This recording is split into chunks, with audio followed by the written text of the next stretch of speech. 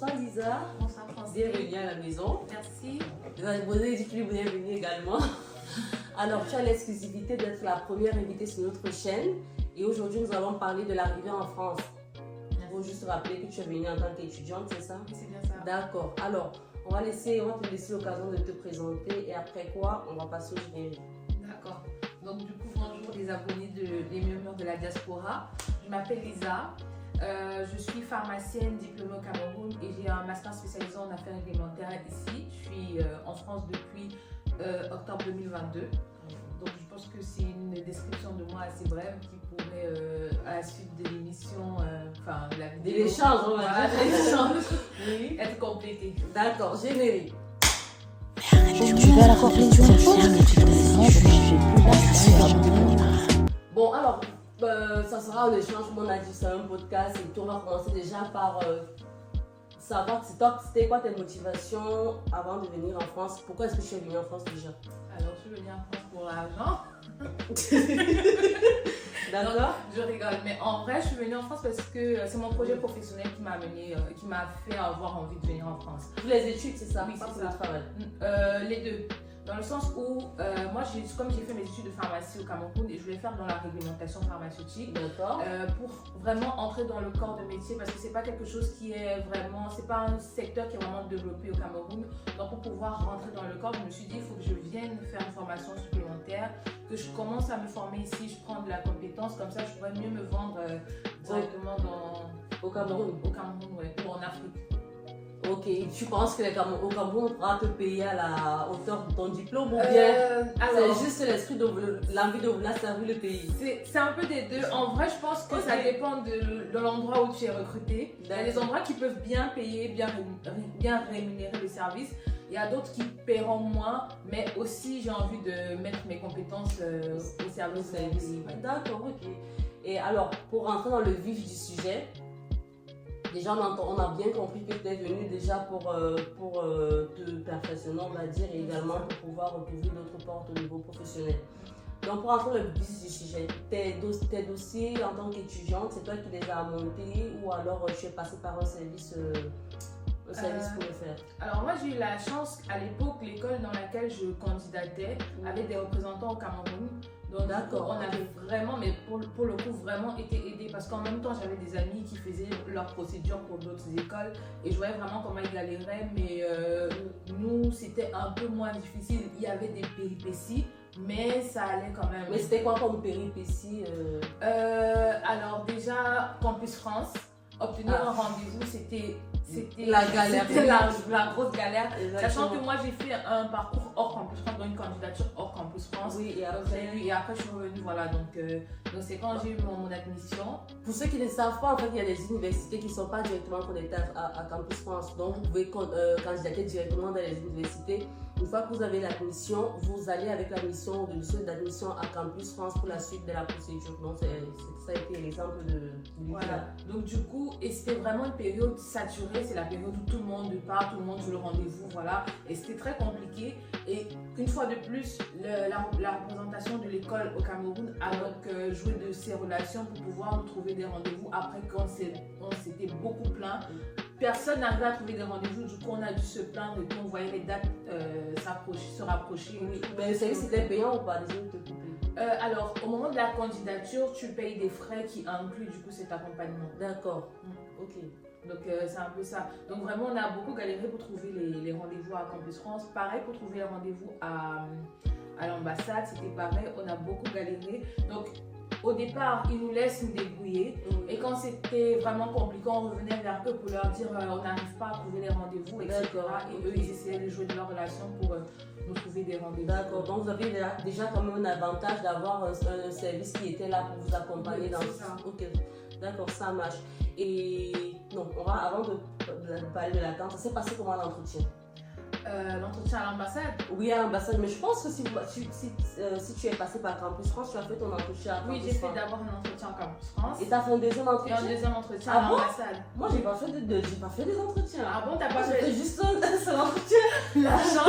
Donc du coup, nous on a fait un produit. Mais ta procédure c'était hors Campus France ou... Oui, hors Campus France également. Ah ouais, mais la chance du coup. Parce que moi non. Mais après, c'était stressant à Campus France. Ouais, surtout qu'il y a les appréhensions parce que tu as des personnes qui sont passées par là, donc ils te disent que surtout ne dis pas telle chose, et quand tu es devant, tu as envie de dire le truc. Donc, il y a plein de choses qui passent dans ta tête. Et tout. Donc, moi, effectivement, j'ai eu 2 entretiens. Le premier à Campus France avec une dame. Déjà, le truc, c'est que tu ne sais pas quel est son rôle. Parce que le métier que tu fais, elle ne le connaît pas. Donc, quand tu demandes ton projet professionnel, tu es là, tu as lui expliqué, oui, je vais faire de la réglementation parce que c'est ça, c'est ça. Mais elle ne connaît rien de la réglementation pharmaceutique. Oui. Donc, tu ne sais pas si elle comprend la pertinence de ton projet, oui. si elle va se dire que ton projet n'est pas pertinent. Tu vois, et elle n'a aucune expression du visage qui te permet de te dire, je suis sur la bonne voie ou pas. Ça, c'est vrai. Donc, c'est un peu compliqué du coup, mais sinon, bon, je pense qu'à la fin, ça s'est bien passé. Je suis là. Bah oui, voilà. D'accord. Donc du coup ça c'était le premier entretien. Le deuxième c'était à l'ambassade et pareil. Je vais te couper un tout petit peu s'il te plaît. Mais est-ce que à Campus France les questions étaient plus orientées professionnelles, académiques, c'est ça? Oui, c'était plus orienté. Pourquoi vous voulez partir? Quel est votre projet professionnel? Voilà. Qu'est-ce que vous avez fait avant? Quels sont vos résultats dans les anciennes universités? C'était vraiment orienté. Projet professionnel, études en France, etc. Okay. Avec quelques questions, est-ce que vous avez des frères là-bas, de la famille? Ah, d'accord. Voilà. Ok. Maintenant, revenons donc à l'entretien à l'ambassade. À l'ambassade, du coup, pareil, tu as des appréhensions. On t'a déjà dit, ouais, il y a telle porte, si tu vas là-bas, cette dame-là. Je sais que tout le monde a entendu parler de la dame à l'aéroport qui est méchante. Je ne sais pas quelle dame c'est, mais apparemment il y a une dame quand tu vas qui est réputée pour être la pas bonne dame, la dame située dans son bureau, enfin dans son kiosque, enfin je sais pas comment on appelle. Oui, c'est les box, là, voilà. C'est que tu as des chances de sortir de là très triste. Mais donc pareil, j'arrive, moi finalement. Bon, déjà, la chance qu'on a eue, comme on avait l'accompagnement, ils nous ont bien préparé, ils nous ont dit voilà, placez bien vos dossiers, amenez tout et rassurez-vous que vous avez tout ce qu'il vous faut. Donc, arrivé devant qu'elle, je m'attendais vraiment à un entretien, mais en vrai, elle m'a pas posé plus de questions que est-ce que vous avez de la famille, vous partez quand, vous venez d'aller. Ah, d'accord, ok. Elle a pris mes trucs. Elle a retiré certaines choses que je pensais être importantes, entre autres mon, comment on appelle, attestation d'hébergement. Ah d'accord. Donc je sais pas si c'était rendu compte qu'elle me l'avait retiré ou je sais pas. Mais elle m'a enlevé l'attestation d'hébergement et des trucs comme ça, elle m'a remis et elle a pris le reste du dossier. Mais est-ce que toi tu avais aussi une caution? Oui. Une caution totale? L'ABI. Oui, l'ABI. Oui, j'avais total, oui. C'est normal. Parce qu'après, si tu fais à l'attestation d'hébergement, c'est comme si en fait tu ne vas pas payer de loyer. Donc, du coup, ton ABI est suffisant pour. Mais quand je dis attestation d'hébergement, c'est contrat, tu vois. Elle m'a enlevé la preuve que j'ai quelque part où aller. Tu vois, où je vais dormir. Donc, la preuve que j'avais, je veux dire, mon contrat de bail. Ah, voilà, elle m'a enlevé. D'accord. Donc, du coup, moi, je sais pas. Elle m'a remis. Et puis, je sors du truc. Je suis perturbée, je me dis, oh.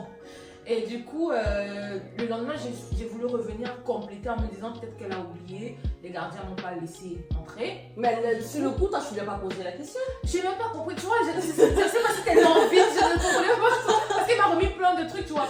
Par exemple, moi j'avais rajouté les coordonnées bancaires de mes parents. Oui, comme moi ça. aussi, pareil. Elle m'a tout retiré. J'étais en mode, ok, j'ai pas besoin, vas-y.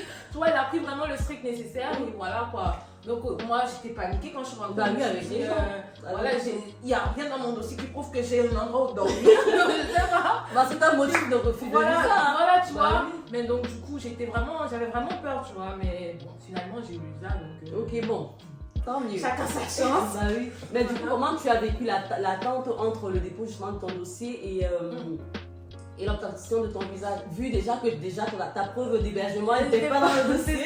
Comment tu as vécu l'attente à ce moment-là? Voilà, du coup, moi, quand je sors là, je me pose plein de questions et tout. Je veux revenir, je veux compléter et tout, je ne peux pas. Donc, la première soirée, je réfléchis beaucoup, je me dis, mais comment ça va se passer et tout. Mais bon, à côté, comme j'avais un projet, je me disais, bon, c'est mon projet principal et si ça ne marche pas, je sais, je suis pharmacienne, voilà, je vais pas, si je reste, c'est pas grave. Donc j'essayais de relativiser. D'accord. Et je sais qu'il y avait un délai, je crois que c'est 14 jours ou je sais plus combien de jours. Donc à l'approche, tout le monde me dit, parce que justement ils nous avaient pris des rendez-vous en groupe. Tu vois, donc on était allés, on avait même créé un groupe WhatsApp. Donc tu vois, tous les étudiants qui allaient dans cette d'accord, voilà. Donc du coup, les gens commencent à dire, ouais, moi j'ai reçu le message de l'ambassade, moi j'ai reçu le message de l'ambassade, je vais essayer de prendre l'ambassade, pas de message, je me dis, ok. Donc, c'est vraiment de la fin du délai que je reçois le message. Et du coup, je me dis, bah, les gens qui ont dit j'ai reçu, ils sont allés retirer leur visa, c'était bien. Donc, ils mettaient dans le coup, j'ai le visa, merci. La pression, j'imagine. Moi, je me dis, peut-être que c'est parce que je n'ai pas justement. J'imagine la pression. Voilà. Donc, j'étais un peu, vers les derniers jours, j'étais un peu stressée. Et le jour même où je vais récupérer mon visa, tu vois, l'attente, déjà, on est là, on attend tous. Il y a une horaire précise où on récupère. Mais là, tu es à Yaoundé, c'est à Yaoundé. Ah, d'accord. Oui. Mais à Yaoundé, quand même, c'est dans l'ambassade. Mais on est nombreux, on attend, il y a une ligne, tu vois des gens qui sortent avec la mine triste, d'autres qui sont heureux. Donc j'étais avec une amie, heureusement, qui elle avait déjà eu son visa. Elle m'a dit non, en tout cas si le monsieur là il se comporte comme ça, tu n'as même pas besoin, c'est que c'est ça et tout. Donc psychologiquement, quand même, tu avais du soutien. Voilà, j'avais du soutien, je n'étais pas seule. Et puis j'arrive, tu vois, il y a toujours la dernière minute où ton cœur commence à battre. Tu te dis ok, et quand je prends mon visa, du coup je l'ai, donc voilà, j'étais contente. Ok, d'accord. Et après, ça se passait comment comment dire, la préparation du voyage, bon, vite fait. Et le départ, tu as laissé la famille, tes parents, tes frères, ou c'est ça? Non, pas. Enfin, à ce moment-là, j'étais la seule à la maison. Ok, donc il y a quand même les parents, il y a les amis, la tâche. Il y a les amis et tout. Oui. Bon, la vérité, c'est que déjà, j'ai eu mon visa assez tôt. Donc, j'ai eu mon visa en août. Début août et je partais en fin septembre. Donc j'ai eu vraiment le temps de me mettre à l'idée. À un moment, j'étais déjà pressée que la date arrive. J'avais déjà tout fait ce qu'il fallait faire. D'accord. Donc j'ai eu le temps vraiment de me préparer psychologiquement, un peu moins physiquement parce que moi je travaillais du coup. Donc j'ai vraiment arrêté de travailler à l'approche de mon voyage. Voilà. Donc tout ce qui est fait des courses, nanana, je l'ai fait vraiment à la dernière minute. Mais psychologiquement, j'étais déjà préparée. Sachant que moi, j'avais ma grande soeur qui était déjà ici. Oui. Et donc, je savais que je devais être bien accueillie. Bon, ça va, oui. Voilà, je ne pressais pas de comment ça va se passer quand je vais arriver. Je ne pressais pas vraiment. Et mes parents aussi, tranquille. Ça va, ils savaient que tu étais dans de bonnes mains, donc il n'y avait pas plus de stress que ça. Ouais, c'est ça. D'accord. Et bon, après, ça va, je suppose que ça n'a pas été peut-être moi, ça n'a pas été peut-être comme moi, ok, j'ai pleuré. Mais du coup, t'as pleuré à l'aéroport ou pas? Alors, je me rappelle plus, je crois que non, tu vois. Non, parce que après, tu te rappelles pas en fait. Non, je crois que j'ai pas pleuré. J'ai pas pleuré parce que du coup, j'étais que avec mes parents qui m'ont accompagnée et comme j'ai dit, la période de. On n'a pas vu le petit car avec tout le monde. Voilà, il n'y avait pas tous les membres de la famille. Je ne sentais pas vraiment la grosse séparation, sachant que quelques temps après, je savais que mon père devait venir et tout. Donc, mais toi, tu es bon boy. Non. On est là, c'est toi, tu es bon. C'est pas ce que tu crois. Non, c'est juste que t'es tombé au bon moment. Mais c'est pas ce que tu crois. Non, il y avait la grande soeur là-bas et puis papa venait, maman venait. En soi, c'était l'extension de la maison, quoi. Non, mais c'est ça. En vrai, ça allait. Le jour du départ, j'ai pas pleuré.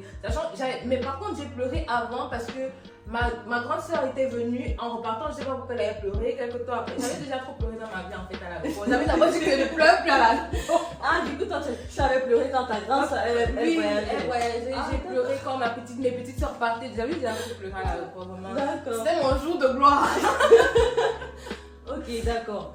Bon, alors, et maintenant, une fois que tu arrives à l'aéroport, à Charles de Gaulle, t'as atterri à Charles de Gaulle? Oui, Charles de Gaulle. Quel est le sentiment qui t'anime à ce moment-là? En vrai, j'ai été déçue du sentiment parce que je n'avais pas de sentiment. Tu vois, tu te dis, ouais, genre, en France, etc. Mais bof, je suis arrivée, j'ai pas été plus extasiée que ça. Je suis arrivée, tranquille, c'était. Moi, juste dans ma tête, c'était il faut pas que je me perde. C'est tout. Okay. Donc, j'ai réussi à retrouver les sorties tranquilles et mon beau-frère m'attendait. Donc, j'ai retrouvé mon beau-frère. Je me suis dit, bon, donc c'est tout. Je m'attendais à plus d'émotions. Je pensais que l'air était différent. Je pensais que toi. Okay. Mais toi, dans ta tête, tu t'attendais à quoi? Tu te disais qu'en fait, tu allais où? Je sais pas. Quel est le schéma qui se dessinait dans ta tête à ce moment-là, pendant le trajet, avant ton départ? Tu t'attendais à quoi? Moi, en vrai, je sais pas, parce que je ne sais pas comment définir ça. En vrai, je ne m'attendais pas à quelque chose de waouh, tu vois, mais je m'attendais à un changement que je devais ressentir, tu vois. Je pensais qu'en arrivant, je devais vraiment sentir à l'intérieur de moi, pas par rapport à ce que je vois, mais par rapport à moi-même qui me dit je change carrément de truc. Je pensais que ça devait me faire quelque chose. Mais j'ai pas ressenti ce que je voulais ressentir. Pour toi, en fait, peut-être je vais un peu pousser la question, mais pour toi, qu'est-ce qui devait être à l'eau? Je sais pas, qu'est-ce qui devait L'élément déclencheur. L'élément déclencheur de justement ce changement-là. En vrai, je ne sais pas. Je ne sais pas, peut-être que l'atmosphère, je m'attendais peut-être à quelque chose de différent. Je sais pas, peut-être les gens, je sais pas, je pensais qu'ils devaient être différents. Je sais Mais pas. toi, tu es arrivé, là, on entrait, c'était au début de l'automne, c'est ça? Oui. Et par rapport au climat Oui, par contre, il faisait froid. Ça, je viens de l'ouest du Cameroun, je connais le froid, mais il faisait froid. Et c'était pas encore l'hiver, donc moi je ressentais déjà. C'était vraiment le début de l'automne. Le début de l'automne, mais je sentais déjà que ça va pas aller.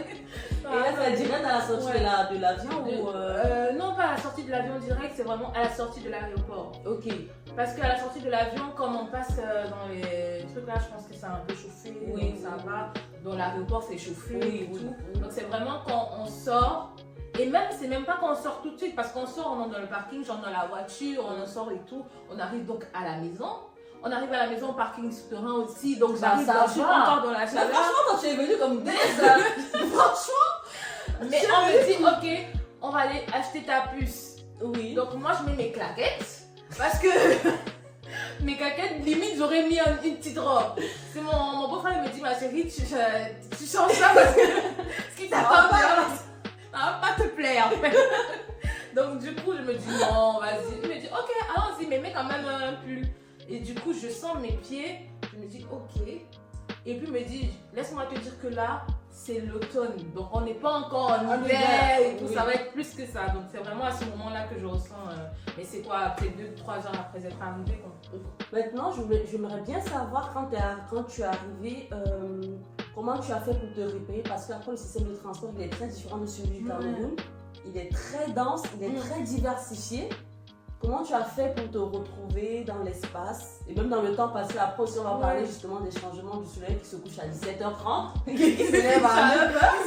Bah oui, parce que après, ça reste un gros choc en fait. Ouais, c'est ça. Pour moi, déjà, les transports, en vrai, c'est pas un modèle de transport que j'aime. Donc, si on veut se développer dans les pays africains, franchement, je sais pas, c'est pas un modèle que... Je trouve que, par exemple, on marche beaucoup. Bon, c'est bien pour la santé, on me dira, mais gars, on marche beaucoup dans le sens où, tu sais, au pays, tu quittes devant ta maison. Pour ceux qui sont entrés dans les quartiers comme moi, j'ai la moto qui m'amène en route, j'ai le taxi que je me place, je stoppe, donc il me laisse à la destination, voilà, je prends d'un point A à un point B directement. Ici, il faut déjà arriver à la gare, il faut prendre la J, arriver à Saint-Lazare, prendre un bus. Prendre un bus, tu passes 15 minutes.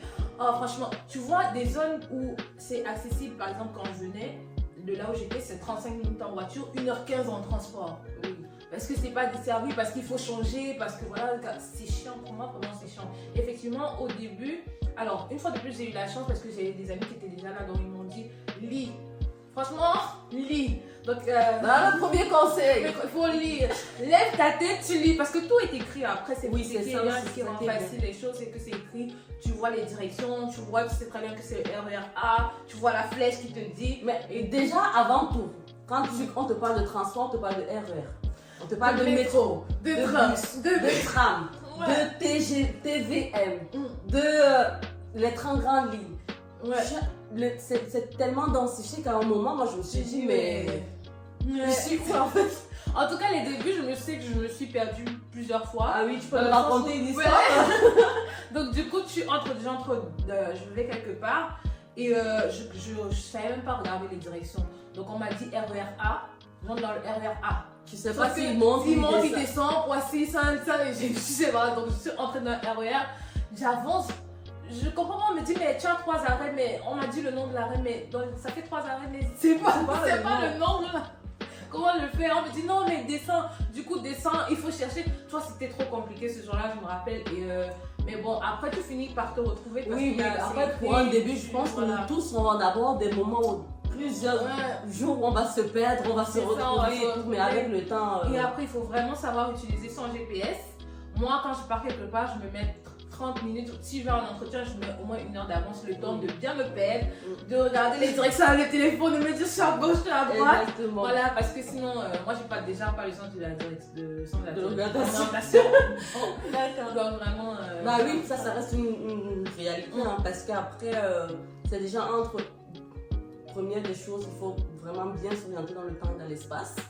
Il faut avoir un téléphone en bonne et due forme parce que sans téléphone, en fait, vous ne pouvez pas vous déplacer. C'est ce qu'il faut savoir, sans téléphone, c'est difficile de se déplacer parce qu'on utilise le GPS pour se déplacer. Donc, c'est autant de choses que je ne sais pas si tu t'es averti, tu t'es un peu. Oui, donc du coup, j'avais des amis qui m'avaient dit. Bah, attends, moi, franchement, je trouve que c'est. Non, en vrai, mon Parce que je vais raconter mon histoire, peut-être dans la prochaine vidéo. Ouais. Ça n'a pas été ça.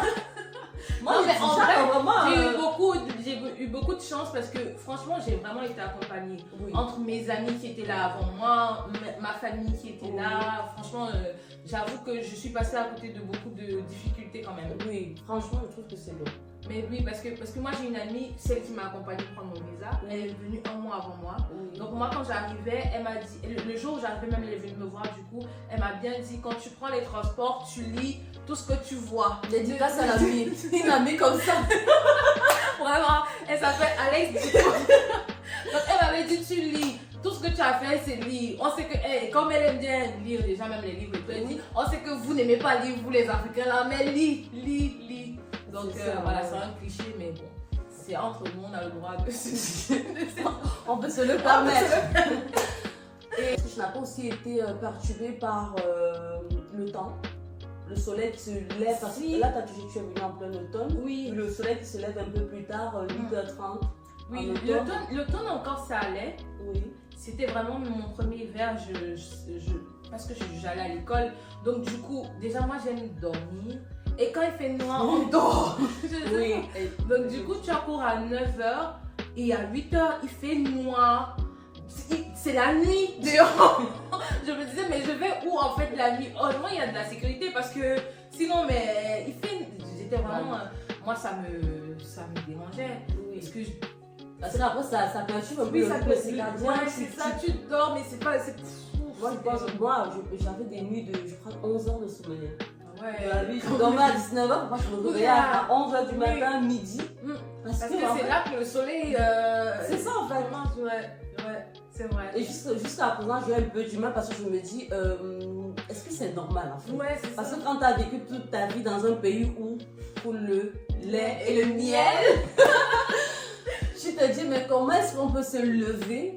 Le soleil, Il n'y a peut pas se de lever. soleil. Il n'y a pas de soleil en fait. Et même en journée, tout est morose, tout est gris. Oui, c'est gris. Franchement, c'est difficile hein, la vie, le temps. Oui. C'est vraiment difficile. Pour un début, vraiment, et même Vraiment. psychologiquement, il faut vraiment être préparé Oui. pour ceux qui comptent voyager. Il faut vraiment être préparé psychologiquement parce que moi, je ne savais pas, mais ça joue sur le moral. Oui, Généralement, on c'est ça que se dit, j'allais dire. nous sommes des Africains, Ouais. c'est pas fait pour nous, nous sommes des warriors et tout, mais sauf que non, pas du tout. Ça joue sur le moral, tu vois. Il n'y a pas de soleil en fait. Tu as l'impression que tu passes une nuit continue. C'est ça, que c'est fini, en fait, que ta journée est finie. Donc, tu vois, tu as la fin de la journée trop tôt dans la journée, du coup. C'est ça. C'est parce que même quand tu es au travail, en général, 16h30, tu as encore un peu d'énergie, quoi. Mais tu vois, le soleil commence à partir. Bah oui. Tu commences à avoir la flemme. Oui, c'est ça, en fait, tout est off. Ouais. Et puis la nuit qui tombe vachement tôt. À 17h30, il commence à faire nuit. Il fait nuit déjà, Il par fait exemple nuit, là, ouais. l'hiver, il fait à 17h30. Il fait nuit. Donc tu es au boulot, mais tu te dis, je dois Oui. dormir. Il n'y a plus rien à faire après C'est ça, en fait. c'est ça. Du coup, tu étais à combien de temps de ton école? De mon école, là encore j'ai eu de la chance. Franchement, j'ai eu trop de chance. Alors, l'histoire, c'est déjà, moi j'ai fait mes études à Lyon. Ah Donc, d'accord. donc quand j'arrive, je fais une semaine avec ma soeur en Ile-de-France et puis je vais à Lyon. À Lyon, je suis chez un frère, bref, on va dire. En famille. Oui, en famille, voilà. Donc chez quelqu'un du coup, et il était à 2 arrêts de mon école. Franchement, je me levais le matin, je prenais mon temps, j'avais tout le temps. Et les gens galéraient. Franchement, dans ma classe, les gens galéraient à trouver un logement. Il y avait des gens, on avait commencé l'école, ils n'avaient pas de logement. J'ai un camarade qui, jusqu'à les 6 premiers mois, parce qu'après on avait 6 mois de stage, donc les 6 premiers mois, on allait en cours, il habitait à 1h30 par là de l'école. Bah, Donc, après, je me dis, franchement, c'est très bien que j'ai commencé par toi en fait. Parce que là, vous pourrez voir vraiment la différence entre elle, son arrivée et mon arrivée dans la prochaine vidéo. Parce que pour moi, c'est franchement deux opposés. Deux mondes différents. Ouais. Parce que moi, j'étais à 1h30 de mon école. Ouais, moi, Tous les matins et tous les soirs. Donc, imagine la galère. 3 heures de route par jour juste pour aller à l'école et rentrer. Pendant Non. 2 ans. Moi, en vrai, moi j'avais la possibilité d'aller de rentrer manger chez moi.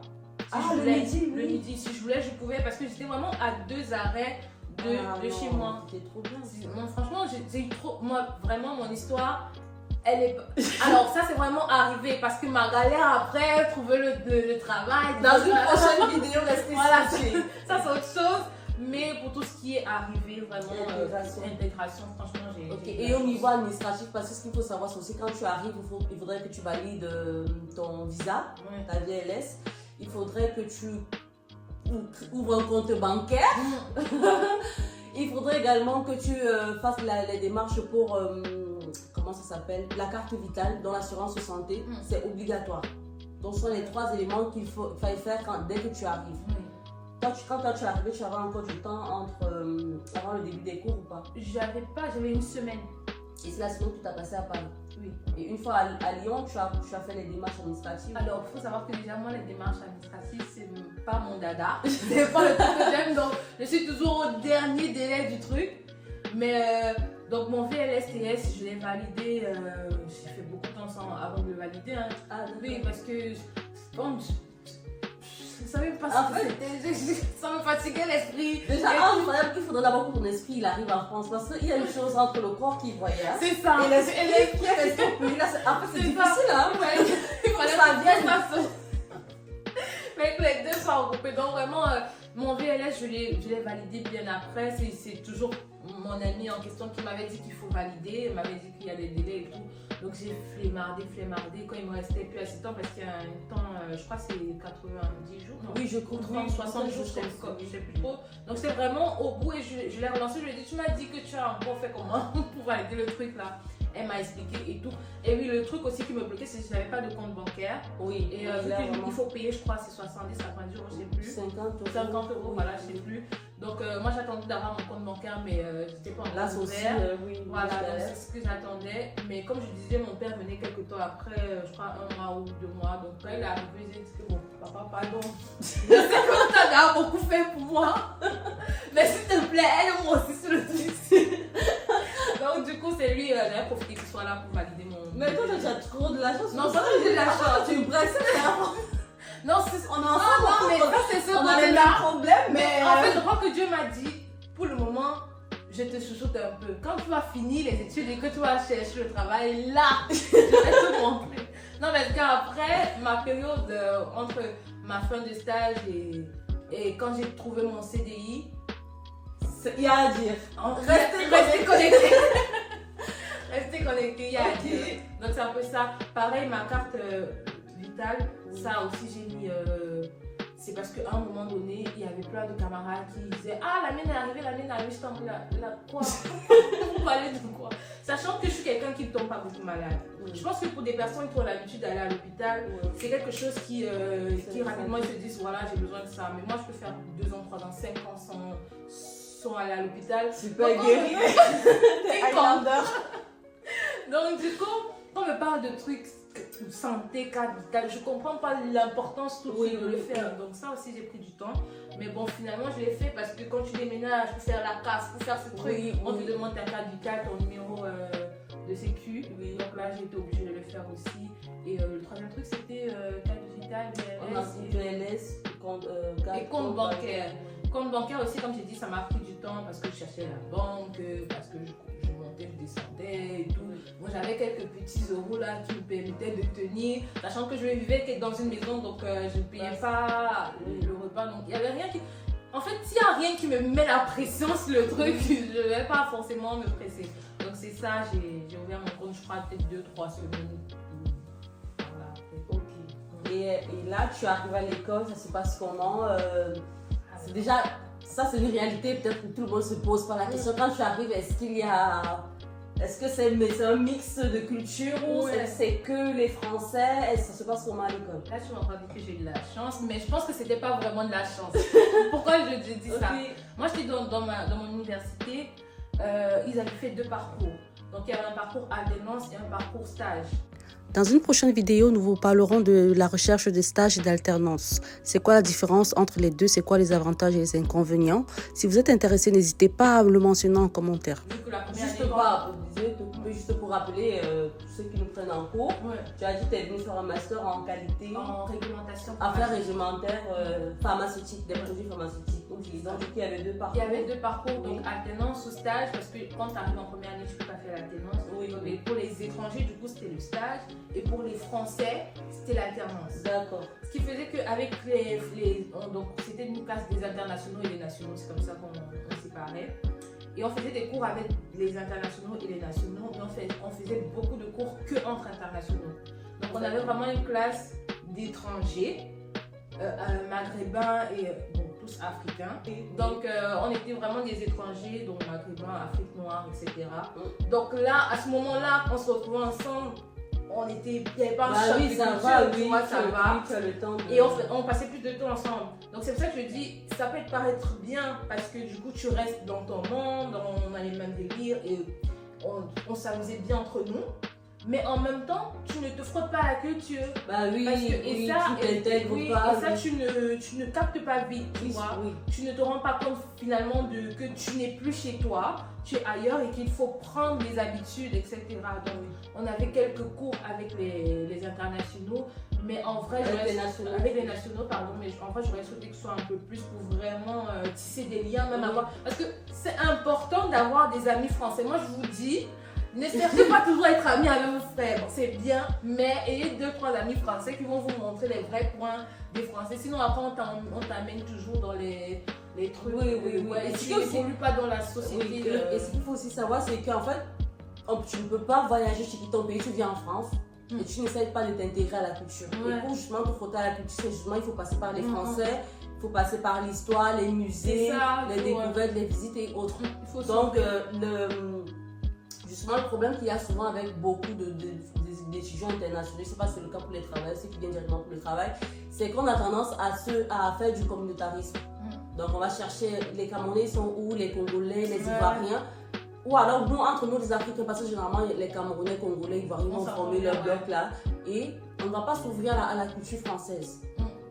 Et je pense que c'est le cas aussi pour ceux qui sont au Canada, parce que quand tu changes avec eux qui sont au Canada, en Belgique et partout ailleurs, les restaurants, c'est pareil. Quand tu entres dans les restaurants, surtout africains, il n'y a que les Africains, tu vois. Donc c'est ça, c'est qu'il faut vraiment, tu es dans le pays des gens, donc ils maîtrisent mieux leur pays que toi. Donc si tu veux apprendre rapidement, c'est mieux de te rapprocher d'eux et d'avoir des amis, des personnes qui te parlent de leur culture, de comment ça se passe, te donnent les codes de la société, parce qu'il y a des codes dans la société et c'est très important, même pour trouver le travail, pour garder un stage, c'est important que tu aies les codes parce que ça se joue à très peu. Juste la façon de dire bonjour le matin peut tout changer dans le cours de ta vie en fait. Exactement. Donc vraiment, ce sont des éléments à prendre en compte. Ok, je voulais te poser une question sur le logement, mais là tu m'as dit que tu habitais en famille à Lyon, c'est ça? Donc Oui, tu n'as pas eu des galères pour la recherche du logement. Ouais. Mais par contre, tu as fait ton stage C'est ça, à Clermont-Ferrand. Clermont-Ferrand. Et là, j'ai donc dû trouver un logement. Mais en vrai, c'était aussi de la chance. Non, mais franchement. Mais est-ce que ceux qui nous regardent auront autant de chance que toi en fait? Non, mais pas du tout. Parce qu'ils peuvent croire qu'en fait ça sera non, aussi pas, gros.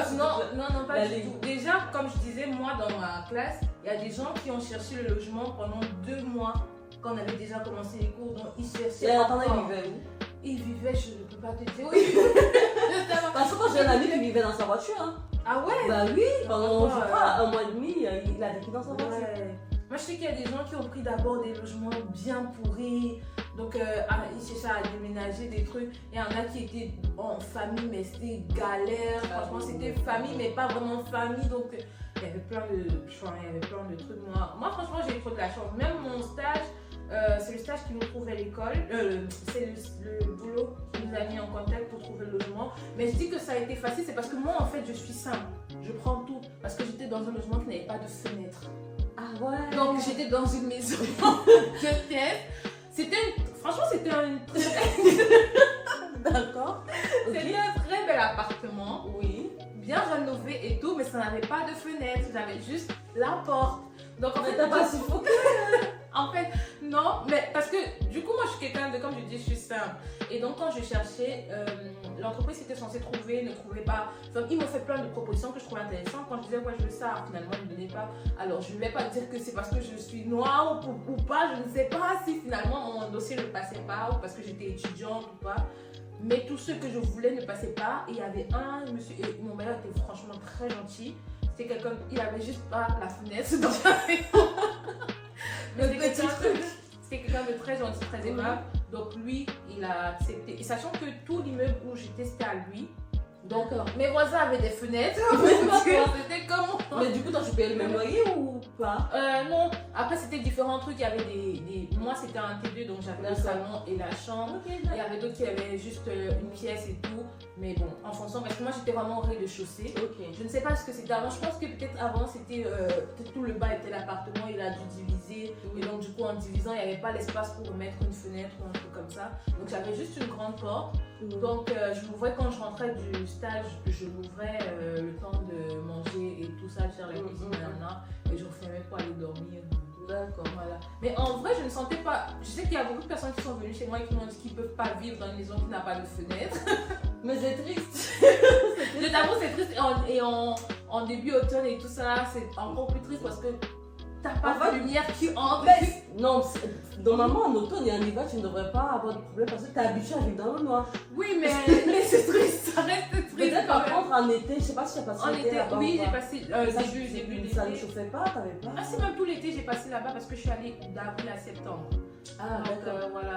Non, ça ne chauffait pas. Ça ne chauffait pas bizarrement. Je crois que. En vrai, ça allait. Après, clairement, Ferrand, c'est pas une ville où il fait hyper chaud non plus. Tu vois, il fait plus froid que chaud là-bas. Donc en hiver, il fait vraiment froid là-bas et tout. Et je crois qu'il y avait aussi un peu d'humidité, mais ça ne jouait pas sur les murs. Mais je veux dire, c'était frais. C'était vraiment la pièce, était vraiment fraîche tout le temps. D'accord, si vous avez besoin de secrets pour savoir comment vivre dans une pièce sans fenêtre, vous pouvez la contacter. Sinon, sans fenêtre, contactez-moi. Bah oui, je pense que c'est peut-être comme c'est ta simplicité qui a fait que bon, oui, tu ne te prends pas la tête, tu passes pas des chichis en disant que non, je veux absolument une fenêtre et tout, mais par contre, il faudrait oser quand même. Ouais, peut-être moi, j'aurais pas. Ouais. Bon, quoi que j'ai été dans un bureau sans fenêtre pendant 9 mois. C'est après ça. Bah, mais, ok. Mais après, le bureau, c'est différent, c'est pas chez toi, c'est pas. En Mais vrai, c'est pas chez toi, toute la vie. mais si toi, tu as plus d'exigences, tu veux être à l'aise. Le bureau, tu te dis, bon, je travaille pour quelqu'un. Ah, si c'est là-bas qui veut me mettre. Tu vas pas refuser un CDI parce qu'on t'a proposé un bureau sans fenêtre en France. Mais franchement, j'étais à deux doigts de le faire. Ah, c'est parce que ta vie, elle est belle. Hein? Moi, franchement, mettez-moi dans la cave tant que vous me donnez mon argent. C'est pas le problème. Et bon, ok, on va revenir vraiment sur ta présence en France, ton arrivée et tout. Est-ce qu'il y a des. Comment dire?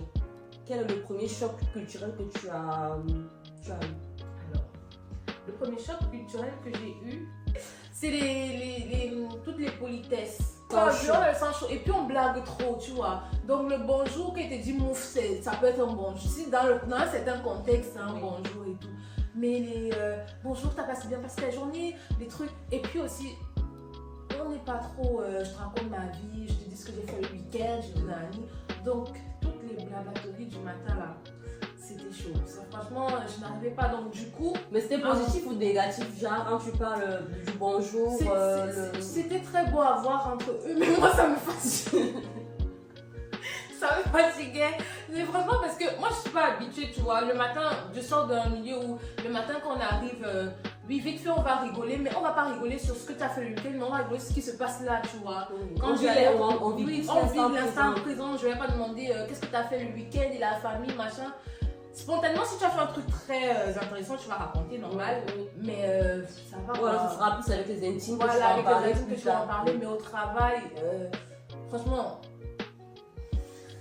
Ta journée, ce que tu as fait ton week-end. Bah après, oui, c'est vrai que. Mais comme je dis, c'est très mignon, c'est très beau, mais c'était pas moi. Tu vois, mais là, ça va, j'ai commencé à m'habituer. De toute façon, Mais tu n'as pas le t'habitues choix. là, c'est sincère ou c'est juste pour cocher les C'est cases? ce que j'allais dire. De toute façon, tu n'as pas le choix. Et puis là où tu cherches le travail, là, s'ils veulent même, je vais raconter ma vie, même depuis que je suis petite. Vraiment, il n'y a pas le choix. Ah bah Au oui. départ, pendant mon stage, par exemple, je pense que c'est ce qui m'a manqué. Quand je faisais mon stage, c'était vraiment d'être assez ouverte, d'entrer dans les détails et tout. Donc, moi, j'étais un peu souvent dans mon coin, etc. Ce qui a fait que je pense qu'à la fin, mon manager ou les gens ne m'ont pas trouvé très sympa ou je sais pas trop. Oui, voilà. oui. Mais là, j'ai dit que si vous voulez là, je vais vous servir les bonjours, les bonsoirs, allez, vous avez mangé, vous n'avez pas, mais je vais vous servir ça. Je vais vous donner. Donc, moi, ça va. Bah Non, oui, ça va, mais c'est vrai c'était des que choses moi qui c'était m'arrivent. pareil, hein, franchement. Moi, en fait, le bonjour, oui, mais moi c'était plus le bonjour en général dans la rue. La politesse des gens, on a les services publics et tout. Moi, c'était le plus gros choc que j'ai eu parce que, comme on a dit tout à l'heure, quand vous arrivez en France, il y a justement toute la paperasse administrative qu'il va falloir faire, la banque, la validation et tout. Mais quand j'allais dans un service public, je pense que je suis allée à la banque la première fois, ils étaient tellement polis, mais Ouais. j'étais choquée. Je me suis dit, mais c'est quoi là, comment dire, c'est quoi le truc, la faille, ça sera à quel niveau et tout. Bonjour madame, vous allez bien, je peux vous aider, vous avez besoin de quelque chose, vous avez besoin d'un thé. Non. Et je pense qu'en fait, je ne sais pas en Afrique, je ne sais pas si c'est le soleil, je ne sais pas si ce sont Les problèmes de la vie, je sais pas. Franchement, ça c'est sérieux parce que moi j'ai réfléchi à un moment, je me suis dit peut-être ce sont les problèmes de la vie, c'est le fait qu'à chaque fois on vit au jour le jour. Les parents parfois ils cherchent de quoi manger le soir pour la famille et tout. Donc les gens sont sur leur garde, les gens sont poussés. C'est vrai. Limite tu dis bonjour à quelqu'un dans la rue, soit il te répond Non, pas, par contre, soit il te... Non, mais par contre, moi je pense que les bonjours dans la rue, c'est l'inverse. Au pays, dans la rue, tu dis bonjour, ils te répondent. Si c'est pas un service que tu viens demander, Oui. tu vois, tu passes, tu dis bonjour à quelqu'un, il va te répondre, ah, c'est comment, gars, machin. Mais pas toujours, hein. Tu vas dire bonjour à quelqu'un, on se connaît. Tu me dis bonjour pourquoi? Oh, il te répond pas ici. Mais ici, dans la rue, on te répond pas. Oui, bon, Dans après, la rue, on bon, te répond pas, si mais on- dans les services publics ou privés, ils vont te vraiment chouchouter. Ils ont vraiment compris que le client est roi, quoi. Donc, ils vont vraiment te chouchouter, bonjour, je veux un café, machin, ceci. Et après, même, Dans la même rue, en entreprise, tu vois peut-être le bonjour, peut-être que c'est un peu, voilà, je veux pas juger le terme, mais après, je me dis quand même, ça reste poli.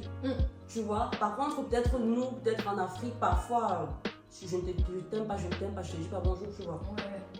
Mais par contre, Mais ici, ça, moi, on dit bonjour à tout le monde. Bah après, moi, je ne sais pas. Bon, le problème, c'est que comme je ne vis pas souvent les mêmes réalités que les gens, moi, en vrai, je pense qu'en Afrique, moi, je trouve que c'est quand c'est le service, on n'est pas poli. Par exemple, tu vas à la boulangerie, tu dis bonjour à la dame. Moi, je me rappelle, je suis venue, j'avais les bonjours, les nanana. Ça m'a titillé comme toi, je me suis dit, mais pourquoi? Donc, du coup, mon premier retour au Cameroun, j'arrive à la boulangerie, je tais le nom de la boulangerie. Bonjour. Et moi, j'essaie de faire. Bon, je fais un bonjour comme une benguise, mais un bonjour gentil, tu vois, pour vraiment pousser la personne à me répondre. Mais la go, elle m'a regardé comme ça, là, genre, je me suis dit, c'est seulement bonjour aussi. Bah oui, tu vois, il y a une certaine aigreur là, Oui, tu tu as ne sais l'impression pas que- pourquoi. Pourtant, ça fait plaisir, tu vois. Bah Il y a oui. plein de choses, et même pour le marketing, nous qui faisons le business, vous qui faites le business au pays, c'est important de dire bonjour aux clients, de sourire et de dire vous voulez quelque chose en plus, vous voulez quelque chose d'autre. Ça fait prendre. Je peux vous être je peux vous être utile. utile. Ça fait même si au départ je voulais 2 brioches, je peux prendre 4 en vrai. Exactement. Parce que juste pour la gentillesse de la dame, tu dis ok, donne-moi, ajoute ça et machin, parce que voilà, tu vois, c'est vraiment quelque chose qui nous manque dans les services en Afrique, quoi. Enfin, au Cameroun, Du coup, Lisa, tu nous parlais justement du choc culturel et tout. Tu as parlé de l'accueil, la politesse également. Est-ce qu'il y a un autre élément qui rentre dans le. Oui, un autre élément qui m'a un peu choquée, enfin, du moment où j'ai eu un choc culturel, c'est la nourriture. La nourriture? Oui. Parce que c'est pas la même gastronomie. Nous, on mange très épicé, Oui. on mange bien salé, relevé. Bien, ça dépend. Bon, bien Copieux. Oui. Peut-être copieux. Non, je parle d'épices, je parle du goût d'abord. Je Ok. parle pas forcément de la qualité parce que ça, c'est effectivement autre chose. Donc, mais au niveau des épices, du goût, c'est relevé, c'est, Oui. voilà, tu vois, tes Les papilles papilles. travaillent. Voilà, donc c'est un peu ça. Et ici, c'était un peu difficile. Tout ce qui était. Moi, déjà, je mange beaucoup de piment. Ah, Et d'accord. tu vois, on te sert au restaurant, on te met jamais de piment. J'avais limite envie de marcher avec ma petite boîte, quoi. Oui, Genre, oui. quand tu manges un truc, les soupes, tout ce qui est soupe, que ce soit soupe de pommes, soupe de patates, tout ce qui est purée de pommes, machin. Ouais. Au départ, ça passait pas. Je comprenais pas comment vous avez besoin d'écraser un truc comme ça pour manger. Donc ça passait pas et tout. Mais maintenant, aujourd'hui, ça va. En vrai, aujourd'hui, je mange bien une purée tranquille. J'aime même plutôt bien. Même mon palais s'est habitué à la viande pas très épicée. Voilà, ça c'est je commence à m'habituer. Après, ça dépend. Moi, je prends les entrecôtes, des trucs comme ça va. Donc il y a du sel, il y a du poivre. C'est bon. C'est déjà ça. Il n'y Il y a pas le genre ça. C'est ça, il n'y a pas le secret, mais c'est déjà ça. C'est déjà très bien. Donc c'est vraiment un peu ça qui met. Mais ce qui est bien aussi en France, c'est que tu peux retrouver des éléments de la gastronomie camerounaise. Oui, il y en a toi-même à la maison. C'est ça que je dis, moi, parfois, quand on me demande qu'est-ce que je voudrais bien qu'on t'envoie. Je te dis, franchement. Peut-être le poisson sec. Oui, Poisson sec. le poisson, Mais franchement, tout ce qui est haricots, bananes, il y en a. franchement, c'est aussi peut-être la chance que nous on a. C'est surtout les épices que tu peux demander quand on voit. Parce que Oui. voilà, quoique même ça se trouve aussi. Mais est-ce qu'il y a un élément de la culture française qui aujourd'hui, après je sais pas combien d'années, qui fait partie intégrante de ta vie aujourd'hui? Alors, partie intégrante, bien grand mot. Bah oui, moi je dis vraiment partie intégrante. Bon, toi tu as trouvé ça dans la culture, c'est bien et puis tu l'as adopté en fait. La politesse. En vrai, tu sais. Non, avant j'étais pas polie. Non, si j'étais polie. Mais tu vois, le milieu où tu es impacte sur toi, tu vois. Oui. Moi, je suis pharmacienne, donc j'ai beaucoup travaillé en officine. Et c'est également un milieu où on est en contact avec des gens tous les jours. Et j'avoue que je faisais partie. Alors, moi, je suis bien éduquée, comme d'autres personnes. Donc, je fais partie des gens qui disent bonjour. Mais vas-y, quoi, je n'allais pas forcément rentrer dans un grand sourire, des trucs comme ça. Mais aujourd'hui, vraiment, si je me retrouve en officine, peu importe où c'est, je crois que j'aurais ce truc de dire bonjour, de mettre la personne en face de moi vraiment à l'aise, de vraiment mettre le patient le plus à l'aise possible. Parce que j'ai travaillé aussi, j'ai fait un petit job en officine aussi ici. Et vraiment, c'était différent parce que quand tu mets vraiment le patient à l'aise, il est à l'aise aussi de te parler. Et puis ça fait la conversation, elle est bien, tu vois. Donc ça, il a confiance en fait. Oui, il a confiance. Du coup, toi. Ça, c'est vraiment le truc. Le côté de la culture, c'était plus pour le business alors. On fait pas l'objectif de vue. Ok, voilà. D'accord. Donc, c'est vraiment ça. Après, pour le moment, autre chose. Alors, il faudrait déjà que je maîtrise la culture française, mais voyager. Ah oui, voyager. Ah oui. Bon, déjà de base, moi-même, quand même, j'aimais beaucoup voyager, mais bon, je voyageais entre Baganté et Yaoundé. Oui, voilà. Non. La distance est longue. Mais maintenant, voyager, franchement, moi j'aime beaucoup voyager et aller en vacances, prendre des vacances, tu vois. Oui, c'est vraiment. On n'a pas trop le temps de se poser, prendre des vacances, et planifier des vraies vacances et apprécier. Pas les trucs mais vraiment des vacances, ça, vraiment, c'est. Là, tu as bien. D'accord, en tout cas, merci Lisa. Pour finir, on va finir si tu peux nous partager une petite anecdote de ton séjour en France depuis que tu es arrivée, si tu peux, s'il y a une histoire qui te vient à la tête vite fait. Et après, si tu pourras nous donner un ou deux conseils, donner un ou deux conseils aux abonnés qui nous écoutent, ceux qui ont pour projet de voyager, que ce soit pour la France, le Canada, la Belgique. Après, je pense que les réalités restent les mêmes. Donc, nos pays d'origine, il y a quand même un certain choc culturel et autres. Si tu as un ou deux conseils à leur donner pour les nouveaux bacheliers qui vont voyager, ceux qui sont encore au Cameroun, ceux qui ont pour projet dans 5-10 ans, tu auras un petit conseil à leur donner avant qu'on termine. Ok, comme anecdote. Alors, est-ce que j'ai une anecdote? Hi. Ma vie est naze. Ok, bon, c'est pas grave. En tout cas, je garde les anecdotes pour la prochaine fois. vidéo. La prochaine vidéo, je ferai une anecdote. Je vais bien réfléchir pour donner une vraie anecdote. Mais en termes de conseils, si je dois donner un conseil, premièrement, ne brousaille pas. La vie est dure aussi ici. C'est-à-dire qu'à la Tour Eiffel, tu as les gens qui avoir l'avion aussi enlevé. Donc, les gens qui déposent les trucs comme ça. Donc, vraiment, venez avec un projet bien construit. Que ce soit professionnel ou académique ou regroupement familial, mais venez avec un projet bien construit parce que quand tu arrives et que tu penses que ta vie va changer et que ta vie ne change pas, ça fait mal. Je vous dis, même quand tu viens avec un projet académique et que tu commences à chercher le travail, tu rends compte que ce que tu te disais, c'était pas ça. C'est hyper frustrant, c'est démoralisant, c'est déprimant. La dépression, ça existe, c'est réel. Donc, vraiment, venez à un projet bien bâti. Ça, c'est d'un. Deuxièmement, intégrez-vous. Ne vous dites pas, je viens, je reste avec ma communauté. Non, c'est bien de rester avec sa communauté parce qu'on s'aime, on est frères. Mais si vous êtes dans un pays, il faut vraiment vous rapprocher des personnes qui sont de ce pays-là pour qu'ils vous donnent les codes. Ça, c'est très important aussi. Donc, voilà ce que je peux donner comme conseil. D'accord. En tout cas, merci Lisa. On était à la maison comme à la maison. Ouais. Et puis Lisa pourra intervenir dans notre vidéo. Oui, bien sûr. Recherche de stage, d'ailleurs tu as beaucoup de choses à nous dire à ce sujet. Là-bas, j'ai les anecdotes. Ok, donc n'hésitez pas à nous poser toutes les questions en commentaire pour ceux qui veulent voyager.